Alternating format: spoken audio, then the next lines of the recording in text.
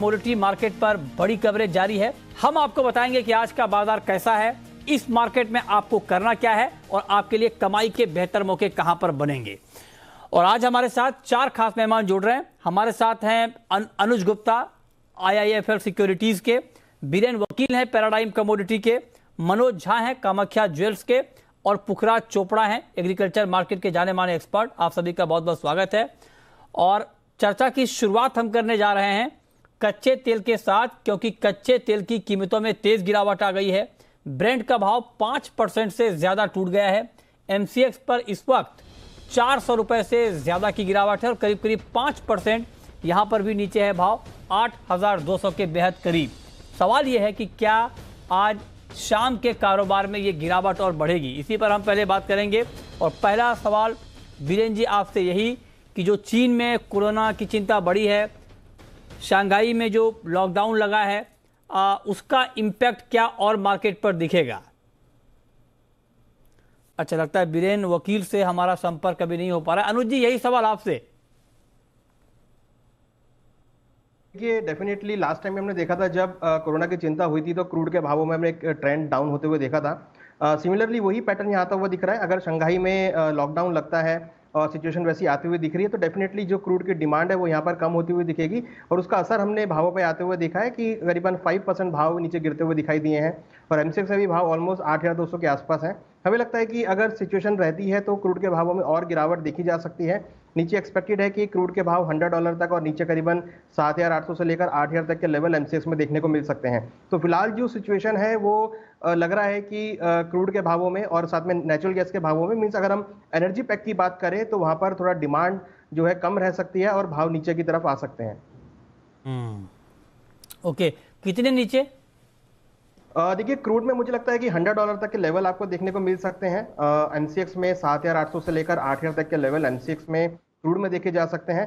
जहां तक natural gas का सवाल है वहां में लगता है कि 410 से लेकर 400 रुपए तक के लेवल देखने को मिल सकते हैं। दोनों ही commodity technical point of view से थोड़ा ओवरबॉट जोन में भी हैं, तो टेक्निकल पॉइंट ऑफ व्यू से भी थोड़ी सेलिंग यहाँ पर देखने को मिल सकती है। और फंडामेंटल साइड जाए तो वो भी यहाँ पे सिचुएशन थोड़ी सी अभी कोरोना वायरस की वजह से डाउन आ सकते हैं। हालांकि हमने लास्ट वीक में देखा था कि जो नेचुरल गैस की क्रूड की इन्वेंट्री है वो वहाँ पर स्टॉक पॉइल्स कम होते हुए आए थे, मगर जिस तरीके से डिमांड यहाँ पर कम होती हुई का अंदेशा है उससे भावों में एक गिरावट आ सकती है।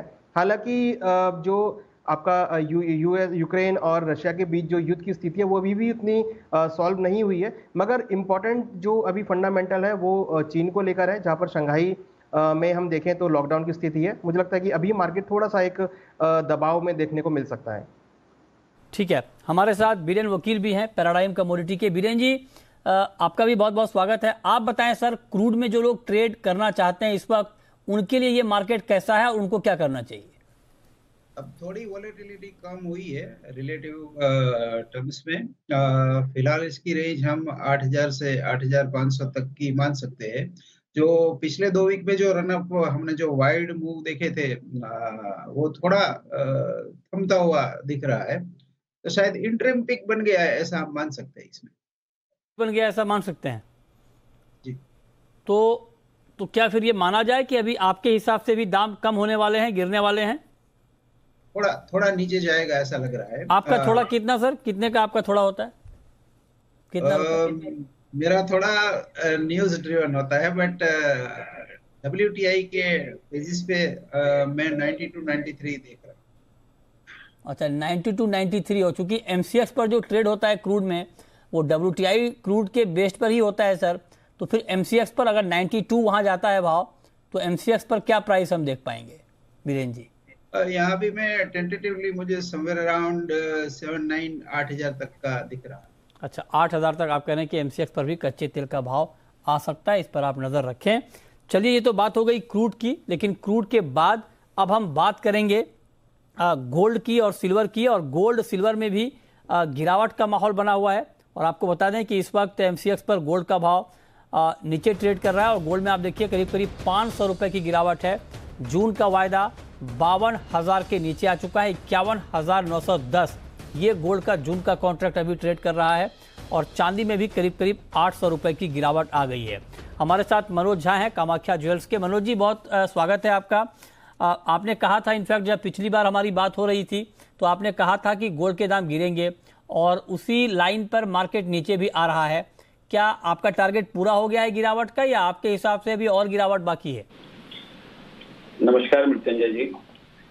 देखिए, गोल्ड में जो प्रीमियम चल रहा था, जियो पॉलिटिकल प्रीमियम करीब करीब $200-250 का चल रहा था, वो ऑलरेडी 100-125 तो नीचे आ गया है। और जब ये जियो पॉलिटिकल टेंशन थोड़ा और कम होगा तो कहीं ना कहीं यहाँ से $100-125 और नीचे की पूरी आशंका है। देखिए, वॉर को ऑलरेडी मार्केट ने डिस्काउंट कर दिया है।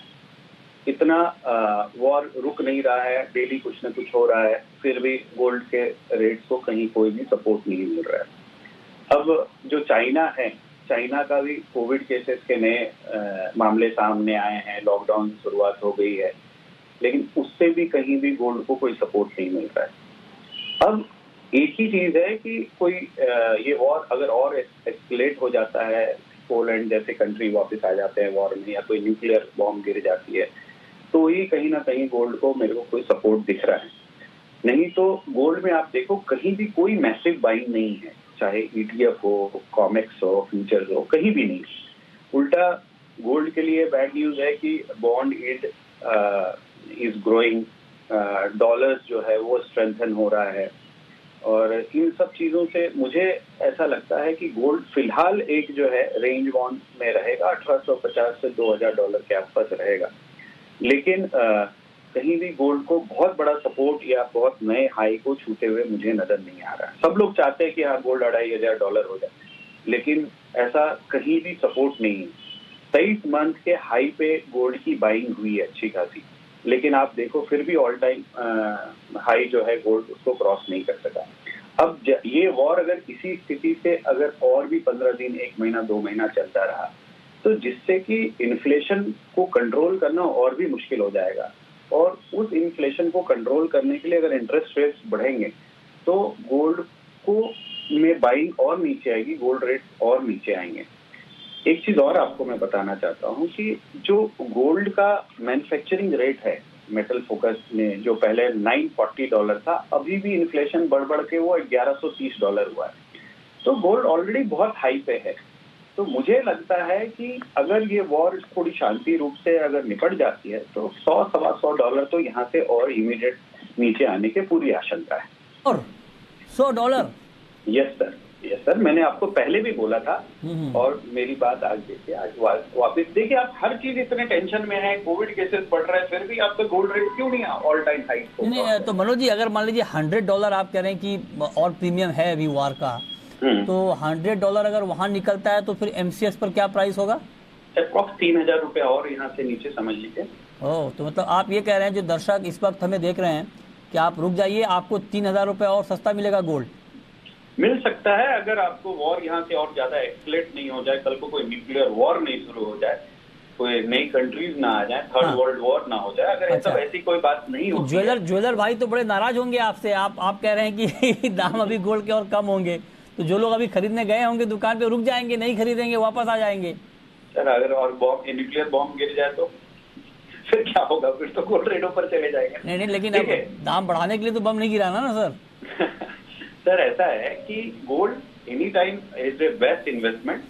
गोल्ड ऑलरेडी बहुत लंबी चलान चल चुका है, मार्केट थोड़ा थक चुका है, तो फॉर ए टाइम बिंग ये कॉन्सिडरेट कर रहा है, लेकिन लॉन्ग टर्म के लिए तो गोल्ड हमेशा अच्छा कर लेता है। गोल्ड से अच्छी बाइंग तो होती नहीं, उससे अच्छी कोई इन्वेस्टमेंट है नहीं।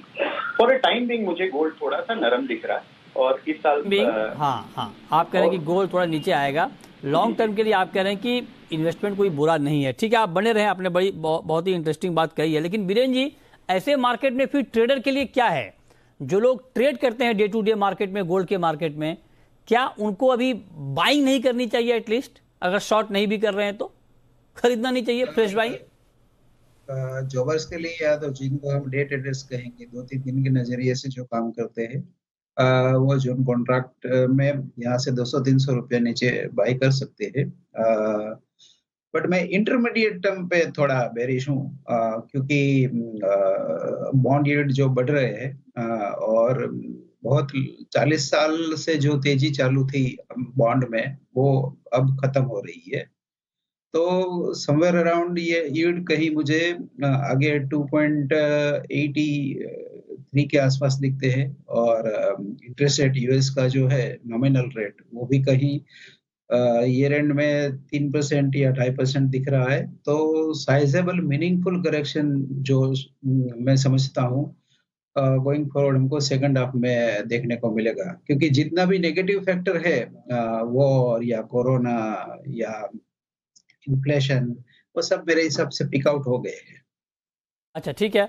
तो ऐसे में अनुज जी, मैं अगर आज शाम के लिहाज से आपसे पूछूं कि इंट्राडे में आज शाम के कारोबार के लिए गोल्ड में क्या करना चाहिए, तो आपकी राय क्या होगी? मिथुन जी, देखिए $1870 के ऊपर जब तक गोल्ड है तब तक मुझे लगता है कि बाय साइड में ही ट्रेड रखना चाहिए, क्योंकि काफ़ी स्ट्रांग सपोर्ट है। हालांकि फंडामेंटल में थोड़ा बहुत चेंज हुआ है, मगर उतना ड्रास्टिक चेंज नहीं है कि यहाँ पर हम बिकवाली की सलाह लें। मुझे लगता है कि इंट्राडे पर्सपेक्टिव से, क्योंकि कैरी ओवर करने में थोड़ा सा इशू ये है कि मार्केट में कुछ भी अगर इंस्टेंट चेंज होगा तब वो gap up opening, gap down opening देखने को मिलेगी। तो purely intraday trading point of view से मुझे लगता है कि 51,800 के आसपास खरीदारी करें। 51,550 का स्टॉप लॉस लगाएं, टारगेट 52,400 तक हो सकता है। ये जून कॉन्ट्रैक्ट के लिए कॉल रहेगा, तो मुझे लगता है कि बाय का ट्रेड यहाँ पे लिया जा सकता है। इंटरनेशनल मार्केट में हमें लगता है कि इवनिंग सेशन तक $1945, $1950 तक के लेवल देखने को मिल सकते हैं। कहीं ना कहीं एक शॉर्ट कवरिंग, क्योंकि हमने मॉर्निंग से एक करेक्शन आते हुए देखा है, एक शॉर्ट कवरिंग भी यहाँ पर आ सकता है। लास्ट वीक हमने देखा था गोल्ड के भाव करीबन 1.5% बढ़े थे, तो एक पॉजिटिव टेरिटरी में गोल्ड अभी भी है। तो यहाँ पर बाय ऑन डिप्स की स्ट्रेटेजी मुझे लगता है कि अभी भी देखने को मिल सकती है। ओके, बाइंग ऑन डिप्स मतलब गिरावट पर खरीदारी, ये आप करें कि स्ट्रेटेजी गोल्ड में अभी हो सकती है। लेकिन जो भी ट्रेड लें आप सावधान रहें, स्टॉप लॉस जरूर लगाएं और उसके बाद ही ट्रेड लें। ये तो बात हुई गोल्ड की। चांदी का मार्केट भी नीचे है मनोज जी, चांदी पर आपका ताजा आउटलुक क्या है? कि चाल हमेशा गोल्ड जैसी ही होती है और हमेशा उसको फॉलो करती है 99%।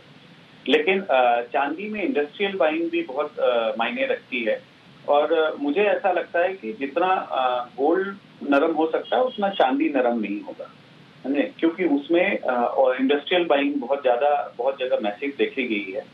तो चांदी यहाँ से मुझे थोड़ा स्टेबलाइज होते हुए नजर आ रहा है। अच्छा, चांदी आप करें कि स्टेबलाइज होगी? हाँ, बहुत ज्यादा गिरावट नहीं दिख रही है, तेजी भी नहीं दिख रही है? जी जी, बिल्कुल नहीं। तो इसी रेंज में 68,000 के आसपास? हाँ, 65,000 तक की चांदी मुझे नजर आता है। 65 तक, और साल के आखिर तक सर? साल के आखिर तक तो अगर सब कुछ नॉर्मल हो गया तो चांदी आपको 60,000 के आसपास नजर आ सकती है। और एबनॉर्मल रहा तो? उतना तो प्रेडिक्ट करना मुश्किल है सर, लेकिन चांदी में बहुत ज्यादा तेजी तो मुझे नहीं दिखती है। हाँ। लेकिन थोड़ा बहुत नरम हो सकता है। अच्छा, ठीक है। तो आप कह रहे हैं कि थोड़ी बहुत कमजोरी चांदी में दिख सकती है। 65,000 के आसपास आप कह रहे हैं कि प्राइस चांदी का रह सकता है। बहुत शुक्रिया मनोज जी आपका जुड़ने के लिए, डिटेल में गोल्ड और सिल्वर पर बात करने के लिए। लेकिन बीरेन जी, ट्रेडर के लिए भी चांदी का मार्केट कैसा है? शॉर्ट करना चाहिए। मैं शॉर्ट प्रेफर करूंगा करंट लेवल से। 69,500 का स्टॉप लॉस रहेगा। मेरा टारगेट थोड़ा लंबा है, 65,000 का। अच्छा, अनुज जी आपकी राय आज के लिए मैं पूछ रहा हूं, आज शाम के लिए। जी, सिल्वर मुझे लगता है कि बाइंग की ही सलाह रहेगी। 68,000 के आसपास करंट रेट चल रहा है, 68,200, तो 100-200 रुपए नीचे आए तो आप खरीदारी करें। स्टॉप लॉस 67,200 का रहेगा, टारगेट 69,000 से लेकर 70,000 के बीच हो सकता है। हालांकि इंट्राडे मुझे लग रहा है कि 700-800 रुपए की तेजी यहाँ बन सकती है, तो 68,000 के आसपास खरीदारी कर सकते हैं। एक चीज देखने वाली है कि $25 के आसपास काफी सस्टेन कर रहा है, और हम देखें तो लास्ट ईयर हालांकि मार्केट ने नेगेटिव रिटर्न दिया था, मगर उसका जो पूरी भरपाई थी वो 2 महीने में कर दी है। तो गोल्ड सिल्वर मुझे लगता है कि लॉन्ग टर्म पर्सपेक्टिव से बाइंग साइड में ही आना चाहिए। तो शॉर्ट टर्म के लिए भी बाइंग साइड में और इंट्राडे के लिए भी बाई साइड के लिए मुझे लगता है कि लेना चाहिए। ये कि थोड़ा सा अगर निचले स्तर मिल जाए तो अच्छा एक ट्रेड बन सकता है। ओके, तो ये राय आपकी हो गई चांदी के ऊपर। लेकिन अब हम बात करने वाले हैं ग्वार की। जी हाँ, ग्वार का मार्केट बहुत अच्छी तेजी के साथ आज ट्रेड किया है, और आप देखिए कि ग्वारसीड 112 रुपए बढ़कर बंद हुआ है 6,284 पे, और ग्वारगम में भी करीब 4% की तेजी हमने देखी है, 378 रुपए बढ़कर ग्वारगम का वायदा बंद हुआ है। हमारे साथ पुखराज चोपड़ा हैं, ग्वार मामलों के बड़े जानकार हैं और ग्राउंड पर नजर रखते हैं, हमारे साथ इस वक्त जुड़ चुके हैं। पुखराज जी, बहुत स्वागत है आपका। क्या ये कहना अब ठीक होगा सर कि ग्वार का गम हो गया कम? जी ग्वार का कम तो देखिए, जो फसल कम थी उससे पहले से कम था ही। हाँ। बात थी डिमांड की। तो जो सोच रहे थे, जैसे आपने पिछली बार भी ये सवाल पूछा था, अभी डिमांड आप अमेरिका की सोच रहे थे, आई नहीं? मैंने कहा नहीं आई। तो वो डिमांड तो अमेरिका की अभी नहीं आई है, पर लोगों को ये उम्मीद बनी हुई है कि जैसे कल बाइडेन ने कहा कि हम जर्मनी को, फ्रांस को और यूरोपीय दूसरी कंट्री को हम तेल और गैस का वो सप्लाई करेंगे, तो निश्चित रूप से वो तेल और गैस की सप्लाई करेंगे तो उनको फिर कुएं खोदने पड़ेंगे और उसके लिए उनको गम चाहिएगा। तो एक तो कारण ये हो गया। दूसरा, जो आज की जो ग्वार की तेजी है उसका जो रियल कारण है वो ये है कि अभी लोगों को लगता है 1 अप्रैल को जब नया साल शुरू होगा उस समय पाउडर प्लांट और जो निर्यात का ट्रेड करने वाले लोग हैं वो बाजार में आएंगे। तो आज की तेजी का जो प्रमुख कारण है वो सिर्फ यही है कि 1 तारीख को नए सिरे से प्लांट वाले आएंगे, नए साल में मुहूर्त ट्रेडिंग होगी और नई एंट्री करेंगे। मर्चेंडाइज जी, सिर्फ यही कारण है। अच्छा, तो सर लेकिन आज अजय केडिया जी से हमारी बात हो रही थी, जो ग्वार पर बहुत मंदी में थे, मतलब जब ग्वार कॉन्फ्रेंस हुआ था आपका और उसके बाद से लगातार वो मंदी में थे। बीच में फिर बहुत लंबे वक्त के बाद उन्होंने कहा कि अब तेजी शुरू होगी, वो तेजी आई। आज तो उन्होंने गजब का टारगेट दिया, वो कह रहे हैं ग्वारगम 15,000 और ग्वारसीड 8,000। आप इत्तेफाक रखते हैं क्या? देखिए, मैं तो इत्तेफाक इसलिए नहीं रखता कि जो हाजिर का ट्रेड करता है, जो फंडामेंटल देखता है, जमीन को देखता है और धरातल को देखता है, वो तो इस तरह से नहीं बोल सकता कि 15,000 हो जाएगा या 20,000 हो जाएगा। टेक्निकल वाले लोगों को ये छूट है कि वो कुछ भी बोल सकते हैं। तो ये टेक्निकल वालों का विषय है कि वो उसको बुल देखते हैं कि वुल्फ देखते हैं कि वो मतलब भेड़िया देखते हैं, क्या देखते हैं।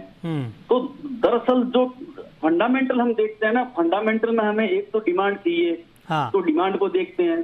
फिर किसी माल में सप्लाई चाहिए तो सप्लाई को देखते हैं। उससे पहले हम फसल को देखते हैं, फसल से पहले हम बरसात को देखते हैं। तो ये सारी चीजें देखने के बाद ही हम ये तय कर पाते हैं कि ये बाजार तेज रहेगा या मंदा रहेगा। तो अभी सर क्या देखना बाकी रह गया? मतलब बरसात तो आपने देख लिया, उत्पादन देख लिया, अब क्या देखना बाकी रह गया है सर? उत्पादन देख ली, सप्लाई भी देख ली हमने। और लगातार मैंने जैसा पहले भी कहा है कि डिमांड साइड देख रहे हैं कि डिमांड साइड जैसे ही बढ़ के आएगी ना, ये तुरंत बढ़ जाएगा, तुरंत रिएक्ट करेगा। अच्छा। और ये 15,000 ही टारगेट क्यों दे? टारगेट यदि दे तो आप फिर 2011-12 वाला देना। अरे 1 लाख रुपए गम और 30,000 रुपए ग्वार। टारगेट ही देना तो फिर छोटा क्यों देना? लेकिन सर टेक्निकल चार्ट की डंडी वहां तक जाती नहीं है ना अभी 1 लाख तक ग्वार गम। हाँ, टेक्निकल चार्ट की डंडी नहीं जाती है, फंडामेंटल की डंडी तो बिल्कुल नहीं जा रही है अभी तक। अच्छा, लेकिन वो सर फंडामेंटल तो नए मौसम को देखेगा। मतलब जब 1 लाख तक प्राइस जाता है सर, तो फिर वहाँ फंडामेंटल कहाँ रहता है? जैसे अभी आप देखिए कि अभी निकल का कांड हुआ, निकल का एपिसोड, उसमें कहाँ फंडामेंटल सर? देखिए कहाँ से कहाँ आ गया निकल। जी मतलब इसीलिए तो फंडामेंटल वालों को छूट है, क्योंकि उनका स्टॉप लॉस रहता है, ठीक बात, और प्रॉफिट बुकिंग का टारगेट रहता है, तो सीमित दायरे के अंदर निकल जाता है। Right sir. फंडामेंटल वाला जब कोई बात बोलता है तो उसका दायरा सीमित नहीं होता है। हाँ, ठीक, उसके अंदर कोई स्टॉप लॉस नहीं होता है, तो उसको बहुत सावधान होकर बोलना पड़ता है ताकि कोई व्यापार करे तो उसके पीछे पैसे नहीं खो दे। बिल्कुल ठीक बात। तो उसमें स्टॉप लॉस भी नहीं होता है, ऊपर का टारगेट भी नहीं होता है, उसमें सिर्फ लॉस होता है सर, स्टॉप लॉस नहीं होता। हाँ, स्टॉप लॉस नहीं होता, वो तो जमीनी हकीकत बता देता है। अभी जमीनी हकीकत ये है। Right sir. मैं मर्चेंडाइज जी आज एक सवाल ये पूछूं कि फंडामेंटल ये टेक्निकल जिस तरह से भी दे, मैं बुरा नहीं मानता, उसको अच्छा मानता हूँ, उनकी विद्या है, वो देते हैं। ये जो निकल कांड हुआ, उससे पहले जो कैस्टर कांड हुआ, अभी जो 9996 रुपए क्रूड हुआ, आप बताइए किसी भी टेक्निकल ने ये जानकारी दी क्या कि इस तरह भी बाजार हो सकता है? तो सर ये किसी ने नहीं बताया होगा। हाँ, ठीक बात है, ये आपने। और इतनी बड़ी घटना होगी, जब आप इतनी बड़ी घटना को पकड़ नहीं सकते, इसका मतलब टेक्निकल एक सीमित दायरे में चलता है, उसका प्रॉफिट सीमित है तो उसका लॉस भी सीमित है। ठीक बात है। तो टेक्निकल ये कहता है कि आज इस दायरे के अंदर व्यापार करो, इस दायरे में बाहर निकल जाओ। ओके। मर्तुंजय जी, दूसरी बात ये, जो टीवी देखते हैं वो सिर्फ वायदा व्यापार के लिए नहीं देखते हैं, हाजिर कारोबार के लिए भी देखते हैं। इसीलिए सर मैं तो हाजिर की बात बार बार करता हूँ, और बार बार मैं क्योंकि अंडरलाइंग मार्केट स्पॉट का ही है, और इसीलिए आपको बुलाने का मकसद यही है कि आप हाजिर बाजार की जानकारी ठीक तरीके से हमारे दर्शकों को देते हैं। जी मर्तुंजय जी, मैं आपके मार्फत, आपके चैनल के मार्फत एक बात ही समझाना और कहना चाहता हूँ कि हाजिर में कभी ये नहीं होता है कि आज आप ये बेच दीजिए और 2 घंटे बाद ले लीजिए, कल ले लीजिए या परसों ले लीजिए। हाजिर में ऐसा नहीं होता है।